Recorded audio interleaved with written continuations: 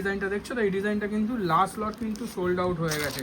তো এটা সেকেন্ড লট চলে এসেছে এবং লাস্ট লট, আর কিন্তু হবে না। যারা নাওনি তারা কিন্তু গ্র্যাব করো, তার কারণ হচ্ছে অসাধারণ একটা ডিজাইন আর প্রচুর ডিম্যান্ড কী হারে যে ডিম্যান্ড আসছে চিন্তা করার বাইরে। যদি এরপরে ডিম্যান্ড থাকে আবার বানাবো, কিন্তু সময় সাপেক্ষ ব্যাপার, কারণ এইসব ডিজাইন তৈরি করতে গেলে টাইম লাগে। তার আগে লুকটা দেখে নাও, শুধু কি অসাধারণ লুক দেখো, জাস্ট লুক দেখো।